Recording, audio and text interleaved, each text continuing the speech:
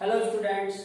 बेटा आज हमको न्यू चैप्टर स्टार्ट करना है और हमारा चैप्टर है फोटोसिंथेसिस इन हायर प्लांट्स, उच्च पादपों में प्रकाश संश्लेषण। सबसे पहले हम समझते हैं कि फोटोसिंथेसिस क्या होता है। ठीक है, व्हाट इज फोटोसिंथेसिस। सुनो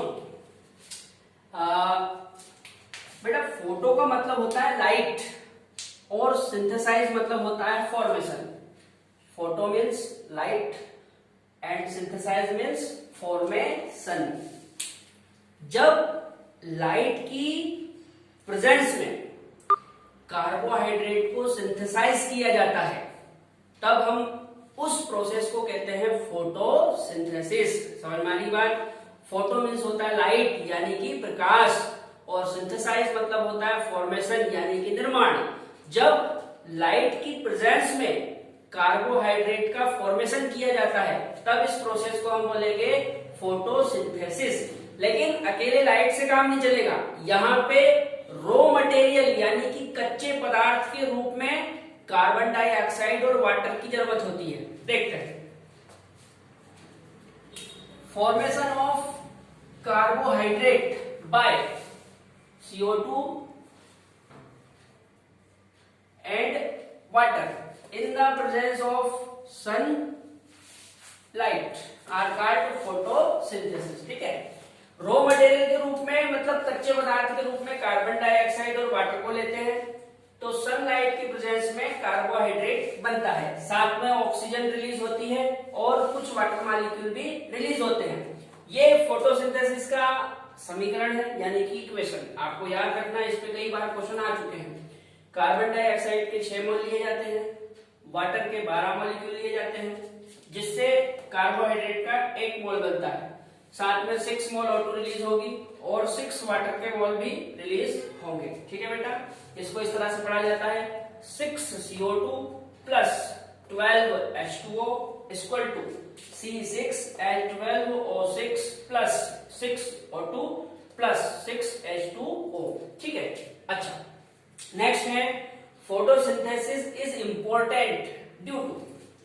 हम बचपन से पढ़ते आ रहे हैं कि प्रकाश संश्लेषण महत्वपूर्ण है यानी कि इंपॉर्टेंट है। तो क्यों क्यों इंपॉर्टेंट है? इसके 2 कारण हैं। पहला कारण तो यह है बेटा कि हमारे अर्थ पर मतलब पृथ्वी पर जितना भी फूड मटेरियल है, भोज्य पदार्थ, उसका प्राइमरी सोर्स फोटोसिंथेसिस ही है। मतलब प्रकाश संश्लेषण के द्वारा ही हमारी पृथ्वी पे भोज्य पदार्थ को उत्पन्न किया जाता है। नेक्स्ट, हमारे एटमॉस्फेयर में जितनी भी ऑक्सीजन है, हमारा जो वातावरण है एटमॉस्फेयर, इसमें जितनी भी ऑक्सीजन है वो ऑक्सीजन फोटोसिंथेसिस से ही आती है। यही कारण है कि फोटोसिंथेसिस इंपॉर्टेंट है, महत्वपूर्ण है। ठीक है, याद रहेगी बात। पहला कारण क्या है? अर्थ पे जो फूड मटेरियल है उसका प्राइमरी सोर्स फोटोसिंथेसिस है और दूसरा हमारे एटमॉस्फेयर में जो ऑक्सीजन है वो भी फोटोसिंथेसिस से ही आती है। ठीक है, यहां पे मैं पढ़ देता हूं।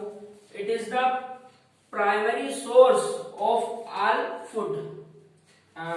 It is also responsible for the release of oxygen into the atmosphere. ठीक है, अब अगला सवाल ये उठता है कि फोटोसिंथेसिस आखिर होता कहाँ है? तो हम लोग बचपन से पढ़ते आ रहे हैं कि फोटोसिंथेसिस लीफ में होता है। ये सही बात है कि फोटोसिंथेसिस लीफ में होता है, लेकिन लीफ के अलावा प्लांट के जो भी ग्रीन पार्ट होते हैं, पौधे के जो भी हरे भाग होते हैं, उन भागों में भी फोटोसिंथेसिस होता है। समझ में आ गई बात। लीफ में तो फोटोसिंथेसिस होगा, लीफ के साथ साथ प्लांट के जो भी हरे भाग है ग्रीन पार्ट, उनमें भी फोटोसिंथेसिस होता है। ठीक है, अच्छा लीफ की बात करें तो लीफ में सबसे ज्यादा फोटोसिंथेसिस होता है, मेनली लीफ में होता है। अच्छा, लीफ में ऐसा क्या है कि लीफ में फोटोसिंथेसिस होता है? तो बेटा जो लीफ होती है, इस लीफ में होती है मेसोफिल सेल्स। क्या होती है? Mesophyll cells. ये ग्रीन कलर से मैंने मेसोफिल सेल बना रखी है। ठीक है, अब एक मेसोफिल सेल को अलग से देखते हैं। ये जो मेसोफिल सेल्स है इसमें मैनी क्लोरोप्लास्ट पाए जाते हैं। क्या पाए जाते हैं? मैनी क्लोरोप्लास्ट, मतलब बहुत सारे क्लोरोप्लास्ट पाए जाते हैं। ये क्लोरोप्लास्ट मेसोफिल सेल की वॉल के साथ अटैच होते हैं। अब एक क्वेश्चन यहाँ पे ये भी बनता है कि जो मेसोफिल सेल है उसमें क्लोरोप्लास्ट वॉल के साथ ही अटैच क्यों होते हैं? सेंटर में भी तो हो सकते हैं, लेकिन वॉल पे दिख रहे हैं, देखो दीवार पे, ठीक है। तो इसका आंसर है बेटा कि वॉल के साथ अटैच होने से ये लाइट के ज्यादा से ज्यादा संपर्क में रहते हैं। सुनने वाली बात, वॉल से अटैच होने का सबसे ज्यादा फायदा क्या है कि ये प्रकाश के ज्यादा से ज्यादा कनेक्ट में रहेंगे, ज्यादा से ज्यादा लाइट के संपर्क में रहेंगे, ठीक है। यदि हम क्लोरोप्लास्ट की बात करें तो क्लोरोप्लास्ट एक डबल मेम्ब्रेन सेल ऑर्गेनेल है, ठीक है। इसमें जो बाहर वाली मेम्ब्रेन होती है उसको आउटर मेम्ब्रेन कहा जाता है और जो अंदर वाली मेम्ब्रेन होती है उसको इनर मेम्ब्रेन कहा जाता है, ठीक है। क्लोरोप्लास्ट के भीतर इस तरह से सिक्के लाइक स्ट्रक्चर होती है, फ्लैट या चपटी स्ट्रक्चर होती है इस तरह से, ठीक है।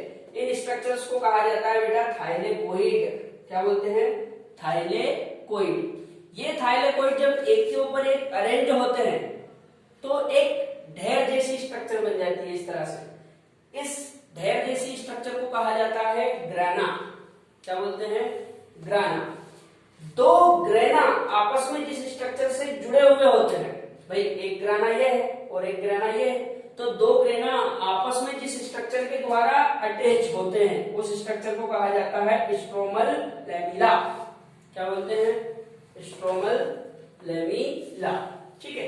इसके अलावा क्लोरोप्लास्ट में राइबोसोम भी पाए जाते हैं, ठीक है, एंड लिपिड ड्रॉपलेट्स मतलब लिपिड की बूंदें पाई जाती हैं, और ये स्टार्च ग्रेन्यूल मतलब स्टार्च के कण भी पाए जाते हैं। इसके अलावा बेटा जो क्लोरोप्लास्ट के भीतर लिक्विड भरा होता है, ठीक है, ये इस तरह से जो लिक्विड भरा होता है उस लिक्विड को क्या कहा जाता है? स्ट्रोमा, ठीक। एक बार फिर से समझ लो, फोटोसिंथेसिस प्लांट के लीफ में तो होता ही है, साथ में प्लांट के जो ग्रीन पार्ट है उसमें भी होता है। मुख्यतः यदि हम बात करें तो लीफ में होता है। लीफ में मेसोफिल सेल्स होती है जिनमें होते हैं क्लोरोप्लास्ट। ये क्लोरोप्लास्ट मेसोफिल सेल की वॉल के साथ अटैच रहते हैं जिससे लाइट ज्यादा से ज्यादा इनको मिलती रहे, ठीक है। यदि हम क्लोरोप्लास्ट की बात करें तो क्लोरोप्लास्ट एक डबल मेम्ब्रेन ऑर्गेनेल है जिसमें बाहर वाली मेम्ब्रेन को आउटर और अंदर वाली को इनर मेम्ब्रेन कहा जाता है, ठीक है। क्लोरोप्लास्ट में प्लेट लाइक या चपटी स्ट्रक्चर पाई जाती है जिनको थाइलेकोइड कहा जाता है, ठीक है। ये थाइलेकोइड जब एक के ऊपर एक अरेंज होते हैं तो ग्राना बनता है। दो ग्राना जिस स्ट्रक्चर से अटैच होते हैं उसका नाम है स्ट्रोमल लैमेला। क्या नाम है? स्ट्रोमल लैमेला, ठीक है। इसके अलावा क्लोरोप्लास्ट में राइबोसोम, लिपिड ड्रॉपलेट्स और स्टार्च ग्रेन्यूल्स भी पाए जाते हैं, और क्लोरोप्लास्ट के भीतर जो लिक्विड भरा होता है उस लिक्विड को कहते हैं स्ट्रोमा, ठीक है बेटा।